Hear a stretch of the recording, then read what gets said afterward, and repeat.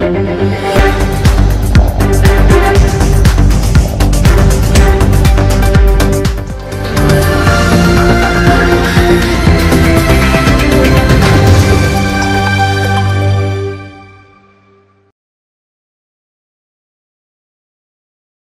je disais, bienvenue au ministère de la Santé, où nous avons décidé de vous donner les derniers éléments de la situation sanitaire dans la province du Nord Kivu, spécialement dans la zone de Goma, où, comme vous le savez, les troupes rwandaises sont entrées et ont entraîné malheureusement un carnage et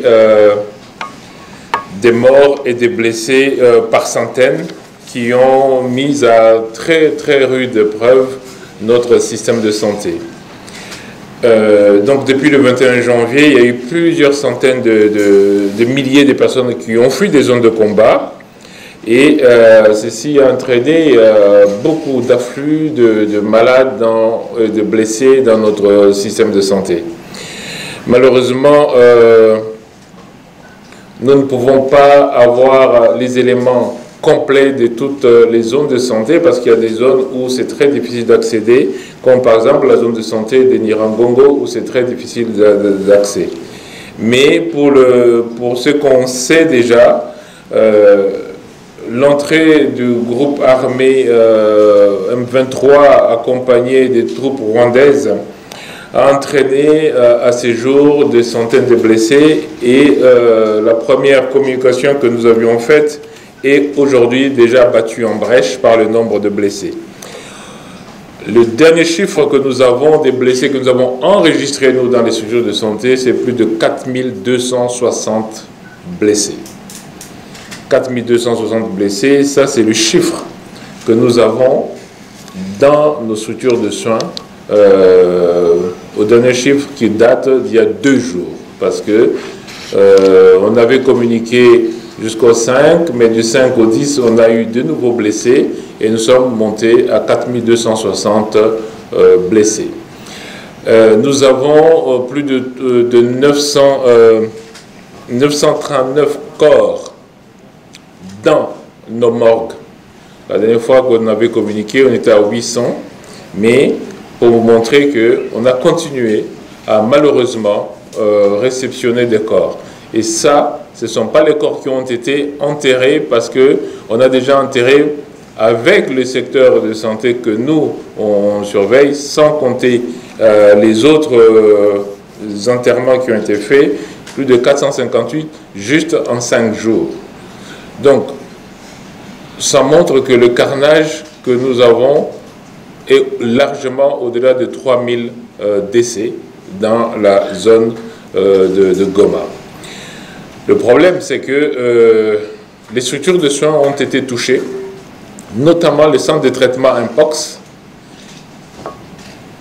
Au 24 janvier, nous avions un peu plus de 143 malades Mpox dans les centres de soins et ils ont tous été, malheureusement, ils ont tous fui, justement, parce que les centres de santé de traitement Mpox ont été détruits. Et nous n'avons pu retrouver que 33 malades Mpox. Ça veut dire que, malheureusement, nous exposons notre population à des contaminations sur lesquelles, pour l'instant, nous n'avons pas de contrôle du fait que les centres de santé ont été touchés. Comme vous savez, nous sommes en même temps en train de surveiller des virus qui se baladent dans les villes, dans les pays voisins, notamment Ebola en Ouganda, et puis nous surveillons aussi le Marbourg. Et donc, nous sommes dans une situation, on va dire, humanitaire qui est très difficile. Deuxièmement, à cause de cet afflux massif des personnes blessées, avec la destruction de centres de dépôts, notamment des dépôts de CICR, des dépôts de tous nos partenaires, eh bien, les réserves en médicaments ne sont plus que de quelques jours. Donc, si on dépasse la semaine et qu'on n'achemine pas de nouvelles réserves, notamment en intrants, en médicaments, en moyens de traitement contre les infections, eh bien, on va être à court de moyens de prise en charge. Ce qui fait que nous avons discuté avec l'OMS, nous avons discuté avec le CICR, avec OCHA, et avant-hier, nous avons finalement eu la garantie que ces organisations internationales peuvent maintenant acheminer les intrants jusqu'à Goma, en passant par Nairobi et Kigali. Nous avons eu des discussions. Au départ, Kigali demandait qu'on paye des taxes, et c'est que les organisations internationales ne voulaient pas, et donc finalement, ce dossier a été réglé, et nous avons eu l'information donc avant-hier pour dire que oui, nous pouvons maintenant acheminer les intrants et les moyens de soutenir notre système de santé au travers les humanitaires en passant par Nairobi et Kigali. Ça, c'est la dernière nouvelle. Et donc, nous sommes déjà en train de faire le colisage, notamment avec le Centre national de transfusion sanguine. Comme vous le savez, nous avons lancé une campagne de collecte de sang. Nous avons collecté 2900 poches. J'avais fixé comme objectif les 5000 poches. Mais c'était très bien qu'on collecte déjà 2900 poches, parce que la campagne doit continuer, et j'espère que la presse va nous aider à faire continuer cette campagne, surtout que maintenant nous avons le moyen d'acheminer qui a été garanti. Et donc le colisage de poches de sang est en train d'être organisé maintenant par le Centre national de transfusion sanguine, et nous sommes en train, nous maintenant, de préparer aussi tous les kits, notamment les kits de traumatologie, à envoyer pour que nos compatriotes soient pris en charge. Par rapport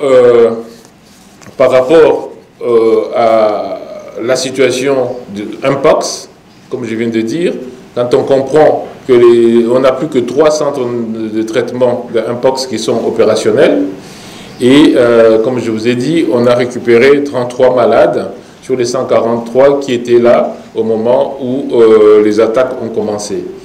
Et cela veut dire que nous avons des chiffres d'Mpox que nous ne pouvons plus valider dans ces zones-là, parce que malheureusement, c'est très difficile d'avoir tous les chiffres. Un défi majeur que nous avons, c'est les prestataires, les médecins qui peuvent opérer, qui peuvent travailler là-bas. Comme vous savez que nous avons eu malheureusement à déplorer le fait que ce sont les mêmes qui travaillent tous les jours, pratiquement sans relâche, et donc avec un épuisement du personnel. Et donc la négociation maintenant, c'est comment envoyer nos médecins, comment envoyer nos infirmières pour qu'ils aillent travailler sur place. Nous sommes au niveau du ministère de la Santé déjà prêts. Hier encore, nous avons eu réunion avec les équipes médicales qui peuvent rapidement descendre si effectivement la sécurité est garantie, parce que nous ne pouvons pas envoyer nos médecins sans avoir la garantie sécuritaire. Nous avons demandé donc que le couloir humanitaire, aussi bien pour les intrants, pour les équipements, que pour le personnel, soit garanti. Mais ça, ce sont des négociations qui se font notamment au niveau ministériel et surtout au niveau des affaires étrangères. Et donc, voilà à peu près la situation actuelle. Au niveau de la ville, l'insalubrité et le nombre de corps en décomposition encore ne permet pas que nous puissions vraiment parler d'hygiène, parce que nous avons déjà, malheureusement, le choléra qui a commencé. Et la semaine dernière, on avait déjà plus de 98 cas de choléra, ce qui veut dire que le risque épidémiologique est très important. Au niveau administratif, nous avons du mal à fonctionner aussi, parce qu'effectivement, même pour faire ces démarches d'inhumation, eh bien, il faut que l'administration fonctionne, et pour l'instant, l'administration aussi pose problème. Donc, en gros, nous avons un accroissement du nombre de blessés, comme je vous ai dit, rien que la semaine du 5 au 10, nous avons eu plus de 118 ou 128 nouveaux cas de blessés, qui amènent à plus de 4260 le total. Donc nous avons encore de nouveaux décès que nous avons, nous, enregistrés comme nouveaux décès, qui montent à plus de 930 décès enregistrés dans les structures de soins, et ce n'est pas les décès dans la ville, et donc la situation reste préoccupante. Voici à peu près la cartographie, enfin la carte postale de la ville de Goma et de ses environs actuellement. Donc j'aimerais peut-être répondre à ces différentes questions pour clarifier un certain nombre de choses. Merci beaucoup, Excellence. Nous passons aux questions. Va prendre les 5 pour l'AFP, donc la première réponse, c'est que ce n'est pas nous qui négocions du tout. J'ai parlé des négociations au niveau humanitaire. Ce sont les agences humanitaires qui négocient, et donc ce n'est pas le gouvernement qui est impliqué dans les négociations. Par contre, notre ministre des Affaires étrangères, elle, au niveau international, elle travaille et elle plaide pour cette levée, pour ce couloir humanitaire-là. Et donc ça, c'est avec les différents pays qui interviennent et qui peuvent influencer le Rwanda, parce que c'est le Rwanda, c'est pas le M23. Le M23, c'est juste la pacotille qui est mise devant, mais c'est le Rwanda. Et d'ailleurs, le président rwandais ne se cache pas pour expliquer qu'il soutient fermement le M23. Donc, les négociations sont faites au niveau, vous savez que les ONG sont dans tous les pays, et donc ils ont pris des contacts qui ont abouti à ce couloir humanitaire. Ce n'est pas avec le M23. Mais bien sûr, quand le M23 reçoit les instructions du Rwanda, le M23 obéit. Ça, c'est clair. En tout cas, ce qui est certain, c'est que nous sépare l'OMS, que nous avons reçu l'assurance que le couloir humanitaire maintenant est garanti. Et c'est l'OMS qui nous a demandé de préparer le colisage que nous avons commencé à faire, notamment avec le Centre national de transfusion sanguine. Et donc ce n'est pas une négociation directe avec le M23 ou avec qui que ce soit, c'est au niveau humanitaire et au niveau international par les affaires étrangères. Et donc pour ce qui est du choléra, nous avons malheureusement déjà enregistré beaucoup de cas de choléra, comme je viens de dire, et la coupure d'eau, le fait que on a beaucoup de corps qui traînent dans les rues, et bien malheureusement ça aggrave effectivement le risque de choléra. Et donc pour y arriver, il faudra que les humanitaires puissent avoir l'accès pour nos personnels qui puissent travailler de manière sécuritaire. Et ça me permet de répondre à la question qui a été posée sur le médecin et tous les travailleurs humanitaires. Alors, le gouvernement congolais ne va pas menacer les humanitaires qui travaillent parce que nous demandons qu'ils travaillent. Donc on ne va pas, nous, les menacer. Mais par contre, ça va se faire dans le cadre national où nous avons effectivement, nous demandé que ce couloir soit autorisé, que ce couloir soit ouvert, aussi bien pour les entrants que pour le personnel. Il faut que le personnel puisse arriver. On n'a pas assez de chirurgiens sur place. Et on ne peut pas opérer des malades si on n'a pas de chirurgiens. Mais ces chirurgiens, s'ils y vont, ils doivent être garantis. Et je pense que même dans toutes les zones de guerre, il y a le droit international qui oblige à ce qu'on permette, à ce qu'on protège les humanitaires qui travaillent. Et ceux qui ne le protégeront pas prendront la responsabilité, et en l'occurrence c'est le Rwanda. C'est eux qui prendront la responsabilité. Ce n'est pas le gouvernement congolais, c'est le Rwanda qui prendra la responsabilité s'ils ne protègent pas les humanitaires qui travaillent. Et pour ce qui est de la menace sur Bukavu, donc ça c'était pour Madame de RFI, donc l'envoi, je vous ai expliqué. Par rapport aux difficultés avec les autorités congolaises, non, parce que nous demandons que les humanitaires travaillent, on ne va pas maintenant leur créer des difficultés, ce n'est pas à nous de créer des difficultés. Maintenant, pour ce qui est de Bukavu, comment éviter le pillage? Mais je pense que ce qu'il faut, c'est éviter la guerre, tout simplement. En période de guerre, quand ça tire de partout, le pillage, c'est difficile de nous dire, tiens, on va éviter le pillage. Ce n'est pas le ministère de la Santé. Le ministère de la Santé n'est pas le ministère de la Sécurité. Nous pouvons tirer la sonnette d'alarme. Nous pouvons dire, attention, voici ce que nous avons sur place qui doit être protégé. Et donc, la sécurité doit être faite par ceux qui sont en charge, c'est-à-dire le ministère de la Défense, le ministère de l'Intérieur.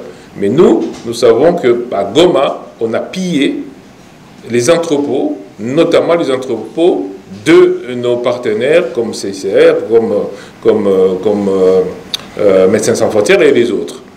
Nous ne pouvons que dire qu'il ne faut pas que Bukavu subisse la même chose. Mais pour l'instant, je ne pense pas que c'est ça le chemin qui est en train c'est par là qu'on va, mais n'empêche que nous ne pouvons pas, au ministère de la Santé, garantir que s'il y a des troubles, nous allons sécuriser, éviter le pillage. Ce n'est pas au ministère de la Santé de le faire.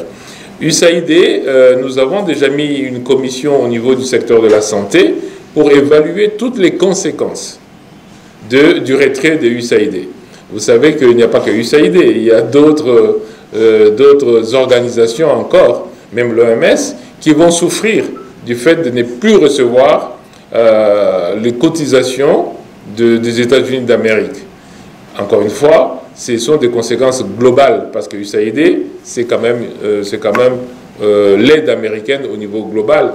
Et ces conséquences globales vont aussi toucher la RDC, parce qu'il y a beaucoup de programmes, que ce soit en termes de médicaments, que ce soit en termes d'équipement, que ce soit en termes de soutien général au système de santé. Eh bien, si nous n'avons plus le soutien qui avait été déjà même planifié, parfois même en exécution, si tout cela s'arrête, eh bien, il y aura sûrement des conséquences. Mais ces conséquences-là, comme j'ai dit, au niveau du secteur de la santé, nous avons déjà mis une équipe qui est en train d'évaluer programme par programme les conséquences que cela pourrait être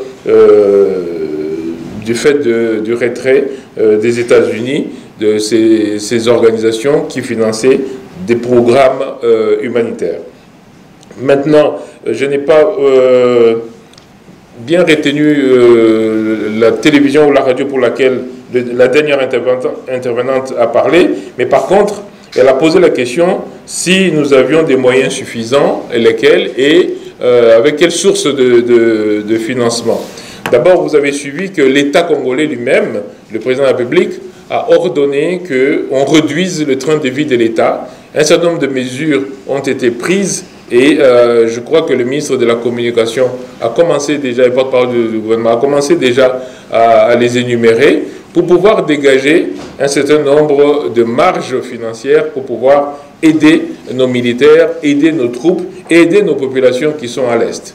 À côté de cette réduction du train de vie de l'État, il y a la réorientation d'un certain nombre de budgets au niveau de chaque secteur pour prioriser les budgets qui peuvent aider à améliorer la situation à l'est du pays. Donc, bien entendu, c'est une adaptation, c'est une réorientation de nos budgets pour pouvoir favoriser. À côté de ça, nous allons aussi mobiliser au niveau de la société civile, et d'ailleurs, j'en profite pour remercier toutes ces initiatives qu'on voit au niveau de la société civile qui sont en train de se mobiliser ce matin encore. Avant de descendre ici, j'étais avec le syndicat de médecins qui eux aussi est en train de mobiliser pour que chacun puisse participer de manière efficace à ce que nous ayons des ressources suffisantes. Au-delà des ressources financières, on a des ressources, on va dire, matérielles. Il y a des entreprises qui disponibilisent, par exemple, le carburant.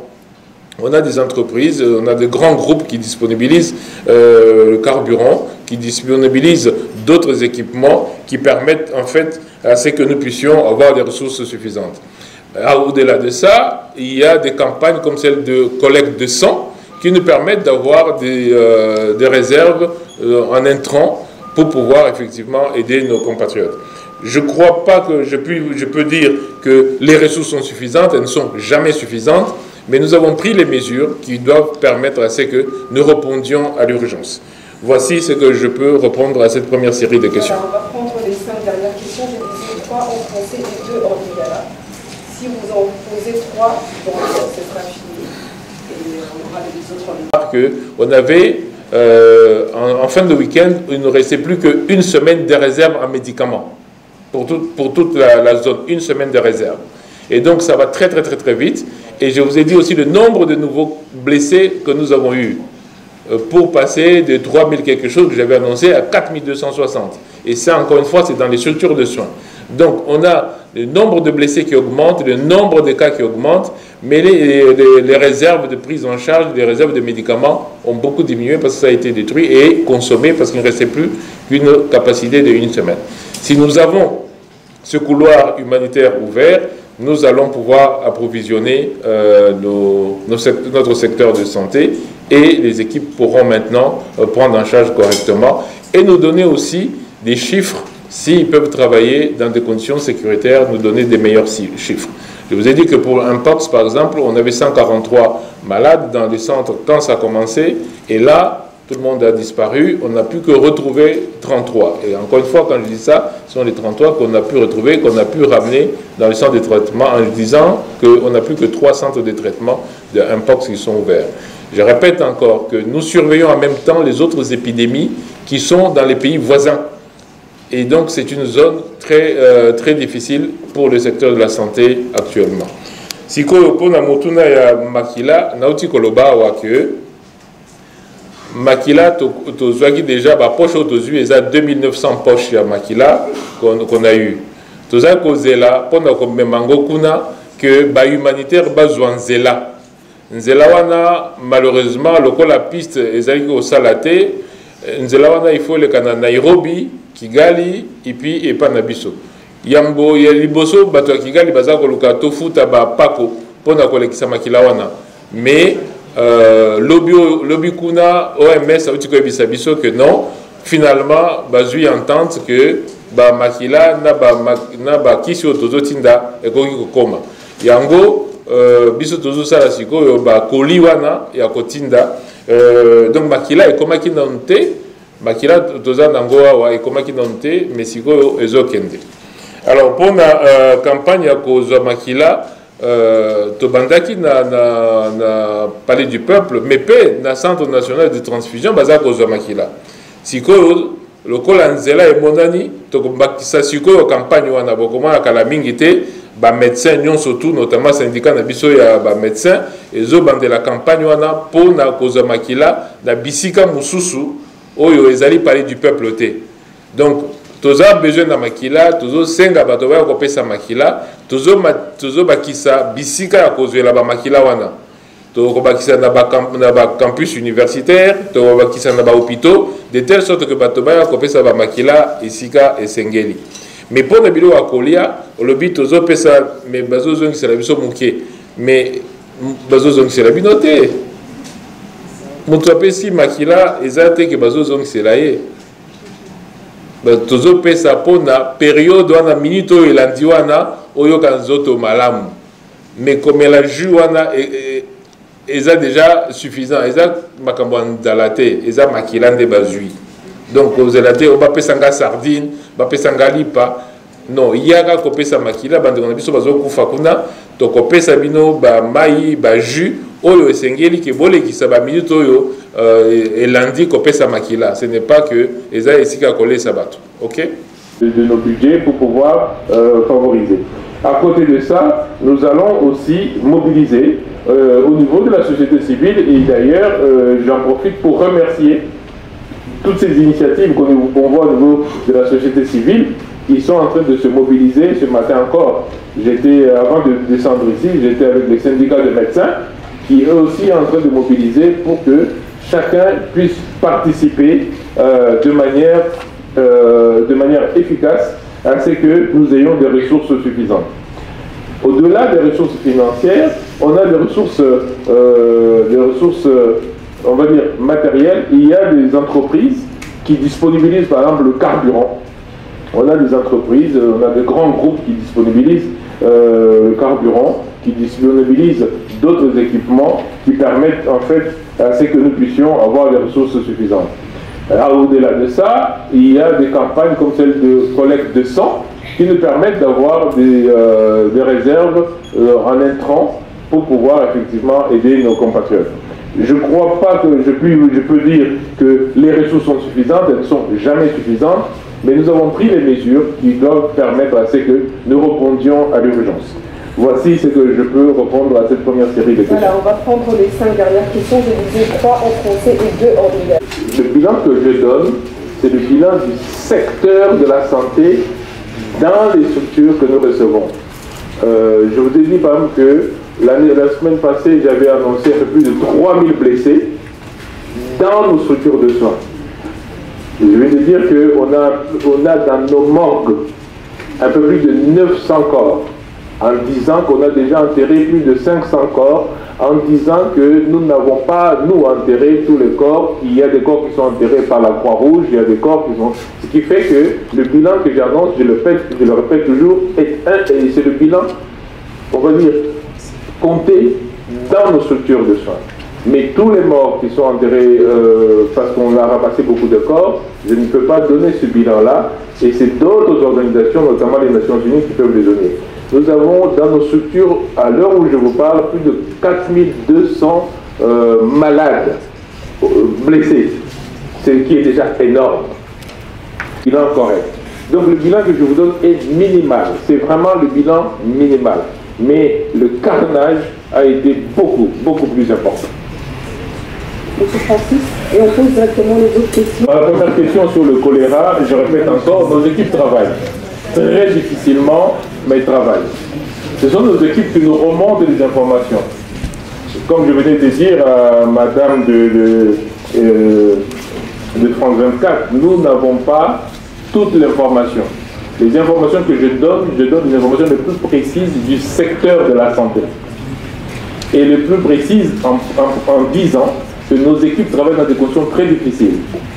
Elles ont peur parce que les personnes sont surveillées, parfois les téléphones sont arrachés, parfois les personnes ne peuvent pas sortir de leur maison, et donc les équipes travaillent dans ces conditions très difficiles. Et c'est dans ces conditions difficiles, malgré tout, que nous avons quand même des chiffres.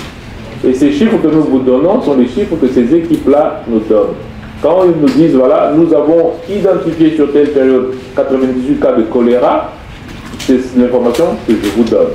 Mais maintenant, est-ce qu'on a d'autres cas? Je ne veux pas encore vous répondre parce que je viens de dire qu'il y a des zones où nous n'accédons pas. Où nous n'accédons pas.